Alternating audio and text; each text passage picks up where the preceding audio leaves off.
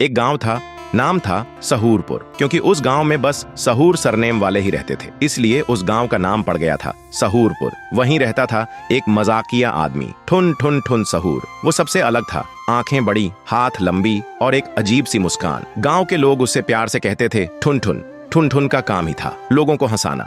एक दिन गांव में मेला लगा। मेले में सब आए थे, बड़े झूले, बच्चों के झूले, चूरन, पॉपकॉर्न, सब। ठुन ठुन भी बड़े आराम से मेला घूम रहा था। तभी उसकी नजर पड़ती है एक बोर्ड पे, बोलने वाला मुर्गा, सिर्फ 10 रुपये में। ठुन ठुन सोचता है, अरे भाई, अगर 10 रुपये में बोलने वाला मुर्गा मिल गया तो कल से मैं तो मिनिस्टर बन जाऊंगा रे। फिर वो बोर्ड वाले को 10 रुपये देता है और बोलता है, भैया एक बोलने वाला मुर्गा देना। बोर्ड वाला एक पुराना सा मुर्गा उसे थमा देता है, जो देखने में थोड़ा दुखी सा लग रहा था, जैसे उसकी गर्लफ्रेंड छोड़ गई हो। ठुन ठुन मुर्गा को घर ले आता है और बोलता है, चल रे अब बोल, अब देखता हूँ तू क्या बोलता है। मुर्गा मुंह खोलता है, जमींदार हरामखोर है। ठुन ठुन सुनते ही चिल्ला पड़ता है, ओए ये तो सच्ची में बोलता है रे। मुर्गा फिर बोलता है, और गांव के सरपंच ने स्कूल का पैसा चुराया है। ठुन ठुन सोचता है, अरे भाई, ये मुर्गा तो पूरा न्यूज चैनल निकला। अगले दिन ठुन ठुन रोड के किनारे पे चिल्ला चिल्ला के बोल रहा था, सच बोलने वाला मुर्गा, सच सुनना है तो बस 2 रुपए का टिकट लो। थोड़ी देर में लोगों का भीड़ लग जाता है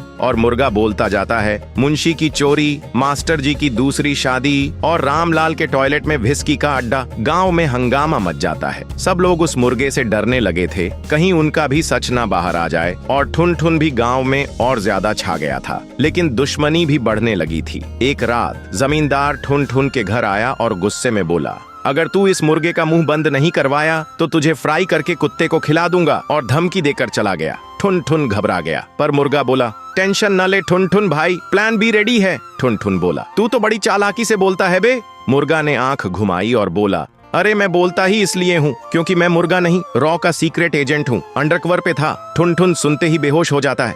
फिर अगले दिन रॉ वाले आए और मुर्गे को हेलीकॉप्टर में बिठा के ले गए, और ठुन ठुन गांव के बीच में अकेले बैठा था, एक नोट के साथ। नोट पे लिखा था, थैंक यू ठुन ठुन, देश के लिए काम आया, लेकिन तेरे लिए एक असली मुर्गा छोड़ के जा रहा हूँ, वो सिर्फ कुकड़ूकू बोलेगा। तो दोस्तों, अगर आपको भी ठुन ठुन की तरह कभी जिंदगी में बोलता मुर्गा मिला हो तो कमेंट करो कुकड़ूकू।